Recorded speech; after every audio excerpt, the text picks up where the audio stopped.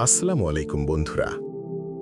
আজ আমি তোমাদের সাথে কিছু গুরুত্বপূর্ণ কথা বলতে চাই। রাগ, খিটখিটে মেজাজ আর আমাদের আচরণের বিষয়ে।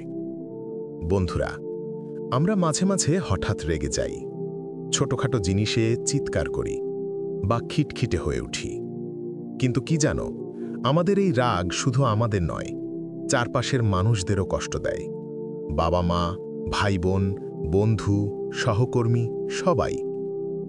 কুরআনে আল্লাহ বলেছেন, যে ব্যক্তি নিজের রাগ নিয়ন্ত্রণ করতে পারে সে প্রকৃতভাবে শক্তিশালী। বন্ধুরা, আমরা চাইলে রাগকে কাবু করতে পারি।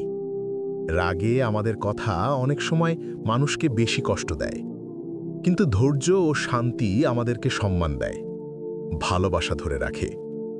ধরো, তুমি কোনো ব্যাপার নিয়ে রেগে গেলে, একটু থামো, নিঃশ্বাস নাও, কথাগুলো চিন্তা করে বলো। এতে তুমি নিজে শান্ত থাকবে, অন্যের মনও ভাঙবে না। আল্লাহ, তুমি আমাদের রাগকে নিয়ন্ত্রণ করার তাওফিক দান করো। আমাদের হৃদয়কে ধৈর্যপূর্ণ, নম্র এবং শান্ত রাখো। আমিন। আমাদের এই ভিডিওটি ভালো লাগলে লাইক দিন, চ্যানেলটিকে সাবস্ক্রাইব করুন ও ফলো করুন ফেসবুক এবং ইনস্টাগ্রামে, এবং দ্বীনি বার্তা ছড়িয়ে দিতে শেয়ার করুন। আসসালামু আলাইকুম।